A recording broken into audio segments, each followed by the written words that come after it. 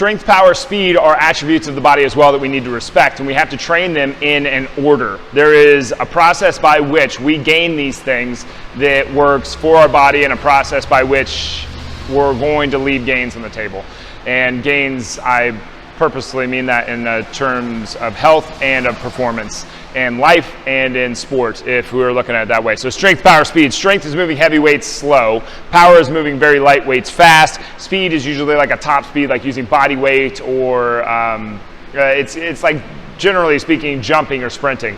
Now, to sum up all of strength and conditioning, we could say that it comes down to moving different weights at different speeds at different times of the year. That basically sums up all of strength and conditioning right there. However, there is a true lack of understanding of the means by which we train these three things. Okay, we have to focus on strength first, then we have to focus on power, then we have to focus on speed. However, does that mean that we have to be able to squat double our body weight before we can work on speed? No, that does not.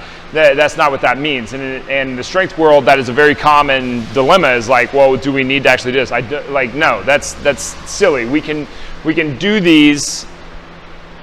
We don't have to wait until we've gotten all this strength to be able to train any speed at all. But we do need to focus on strength up front in order to get more out of these other two. So when we get into strength first, we're not just talking about only training strength. We're talking about doing this smart. Okay, so we're gonna focus on strength first, moving heavy weights slow, and then when we get a foundation there, then we can move more to an emphasis of power, moving lighter weights faster.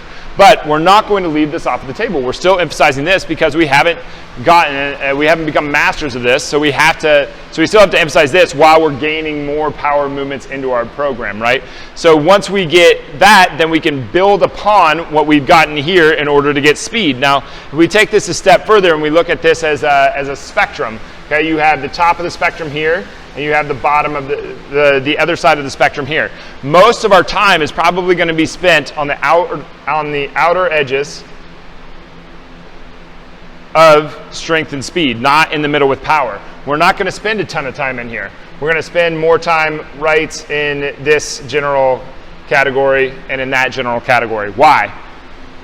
Because in order to get the answers, you go to the ends of the spectrums and then come back to the middle, and then you become masters of the whole thing. It's just it's one of the, as I don't want to call it a truism, but it's kind of how the body works. Because when we do this, then we can build upon the foundation with power, and then we can build upon that foundation with speed, and then we get more out of the strength gains that we actually started with. But if we go backwards and we start with speed, now we don't have this ability to decelerate into a position. We don't have this ability to slow down when we're sprinting. And in that, we probably gained an injury. But also, speed is more about, like when you talk about change of direction, let's talk about an agility thing or just falling over and catching yourself. Yes, that might be speed, but the ability to decelerate into that position, hold the position, and change direction has everything to do with the strength that you have in that isometric portion of the exercise. So holding the position, getting very good at holding that position, makes you able to transition faster. Okay? Most athletes, most strength coaches get this wrong, where they just focus on, they're going to jump sideways and then pop out of it. Where it'd be better off, jump, get very, very good in this position, and then when you do actually have to change that direction, your body trusts you to be able to transition from where you were out of that isometric where we were at the beginning. So we really have to work smart when we do this. We have to focus on strength up front because this is our foundation, and then we can build upon that with power, and then we can build upon that with speed. And if we do it in this order, we get more here anyway. You get a little bit stronger, you're going to get faster. You get a little bit stronger, you're going to get more power.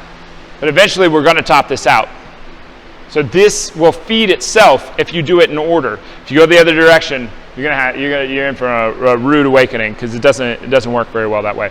So focus on strength up front and appreciate the strength that you do gain. Okay, strength is the foundation. It's how you move. The movement quality. Okay, we do not want to focus on just trying to lift as much as we possibly can every single time. If you put strength and power and speed and muscle gain ahead of movement quality, you will lose because you will get none of them.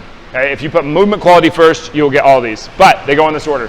First, you focus on strength while still, you emphasize strength, and then you emphasize power, and then you emphasize speed, and then you come back up to strength. But we're going to change them all So you might put like a 9 here, a 1, or an 8 here, a 1 here, and a 1 here. And then in your next program, you might put a 7 here, and a 2, and a 1 there. And then the third, you might put a 6, and a 3, and a 2. No, a 2. Anyway, strength, power, speed. Train them in that order.